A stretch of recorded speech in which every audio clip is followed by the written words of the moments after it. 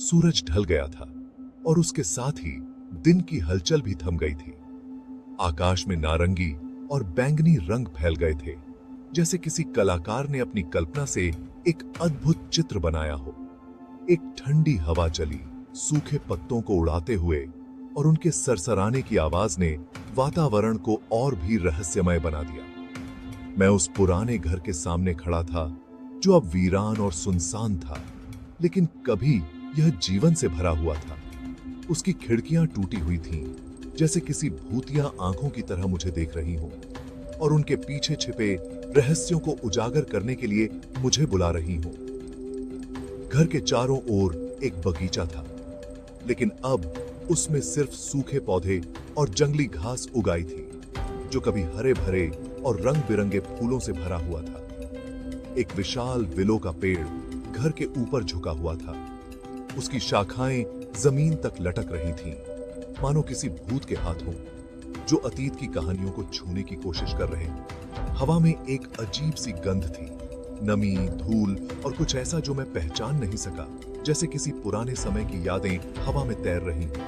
यह उस घर की कहानी की तरह थी, जो सदियों से बंद थी और अब मुझे बुला रही थी, जैसे वह अपने रहस्यों को मुझसे साझा करना चाहती हो। मैंने एक गहरी सांस ली और घर की ओर कदम बढ़ाया। मेरे दिल की धड़कन तेज हो गई थी और हर कदम के साथ एक नई कहानी खुलने का एहसास हो रहा था। दरवाजा चरमराता हुआ खुला, मानो अनिच्छा से मुझे अंदर बुला रहा हो, और उसके पीछे छिपे रहस्यों को उजागर करने के लिए मुझे आमंत्रित कर रहा हो। अंदर का माहौल और भी डरावना था। एक लंबा अंधेरा गलियारा मेरे सामने फैला हुआ था, और हर कोने में छिपे रहस्य मुझे अपनी ओर खींच रहे थे। दीवारों पर पुराने पारिवारिक चित्र लगे हुए थे, जिनकी आंखें मुझे हर कदम पर देख रही थीं, जैसे वे मेरे आने का इंतजार कर रहे हों। एक कमरे में एक मोमबत्ती की टिमटिमाती रोशनी थी, जो अंधेरे को चीरते हुए एक रहस्यमय माहौल बना रही थी। मैंने उस रोशनी की ओर कदम बढ़ाया, और हर कदम के साथ मेरे दिल की धड़कन और तेज हो रही थी, जैसे मैं किसी अनजाने रहस्य के करीब पहुंच रहा था। टेबल पर एक पुरानी डायरी रखी हुई थी, धूल से ढकी हुई, और उसके पन्नों में छिपी कहानियां मुझे अपनी ओर बुला रही थीं। मैंने डायरी खोली और उसके पन्नों में छिपे रहस्यों को पढ़ने लगा, जैसे मैं अतीत की कहानियों में खो गया था। अंदर का नजारा और भी भयावह था। धूल की एक मोटी परत हर चीज पर जमी हुई थी। फर्नीचर सड़ रहा था और दीवारों पर लगे चित्र फीके पड़ चुके थे। हवा यहां और भी ठंडी थी, मानो किसी ने एसी चला दिया हो। मुझे अपनी गर्दन के पीछे किसी के घूरने का एहसास हुआ। मैं घूमा, लेकिन वहां कोई नहीं था। हेलो, मैंने आवाज दी। मेरी आवाज खाली कमरों में गूंज उठी। कोई जवाब नहीं आया, सिवाय एक ठंडी हवा के जो मेरे चेहरे पर आकर टकराई। मुझे अचानक बहुत बेचैनी होने लगी। मैं एक कमरे में दाखिल हुआ, जो शायद कभी स्टडी रूम रहा होगा। यह कमरा अब धूल और मकड़ी के जालों से भरा हुआ था, जैसे कि इसे सालों से किसी ने छुआ भी ना हो। दीवारों पर पुरानी तस्वीरें और किताबों की अलमारियां थीं, जो इस जगह की पुरानी यादों को ताजा कर रही थीं। एक मेज पर एक पुरानी डायरी पड़ी थी।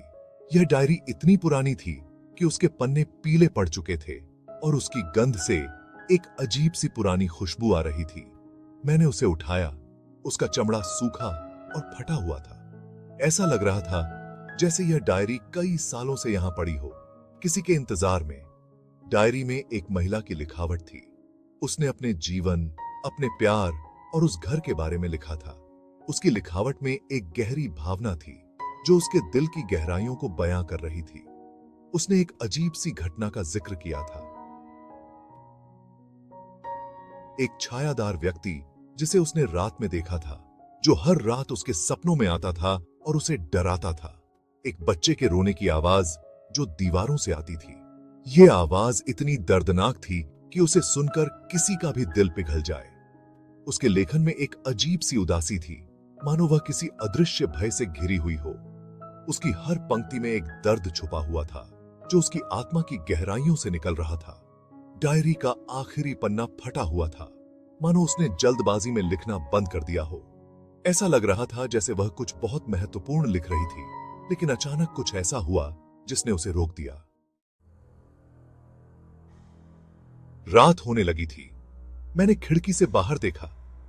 पेड़ों के पीछे से चांद निकल रहा था।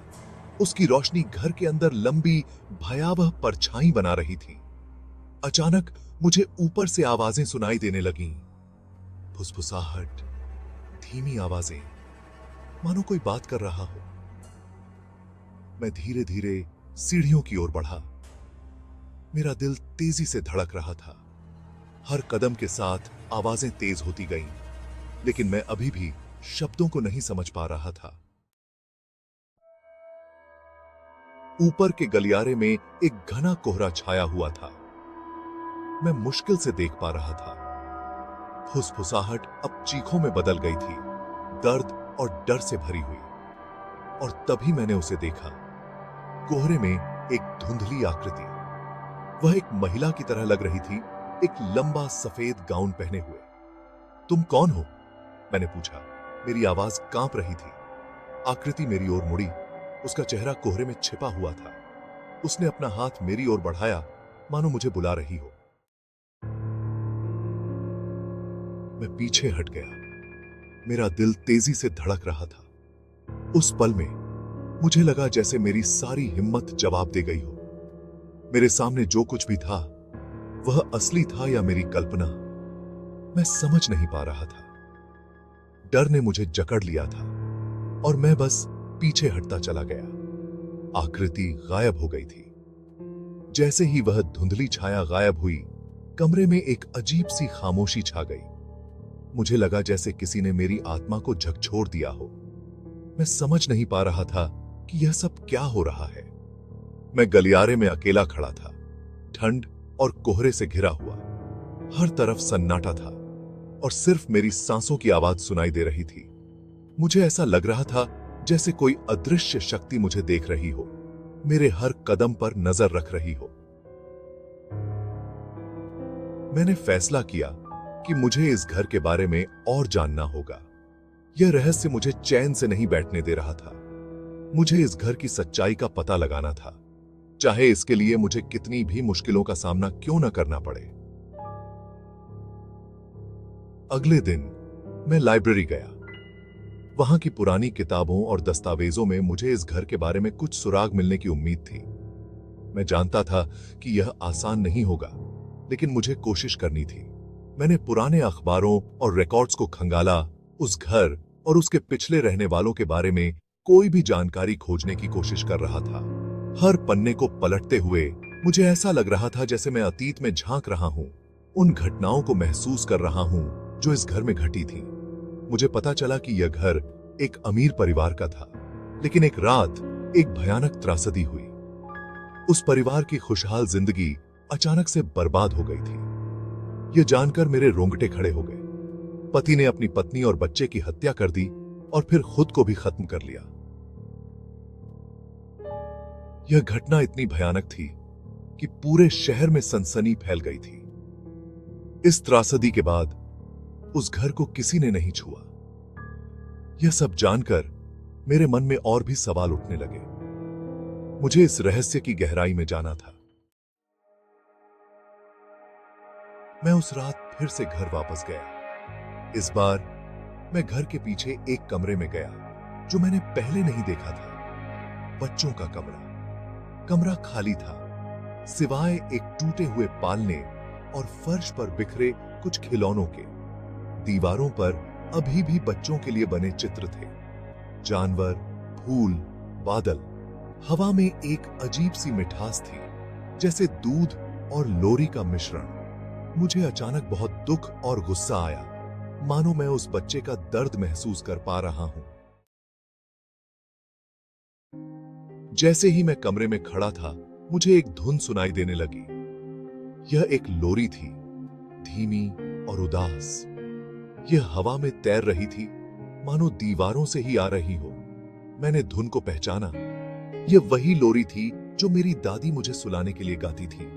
लोरी तेज होती गई और इसके साथ ही मुझे एक और आवाज सुनाई देने लगी, एक बच्चे की हंसी।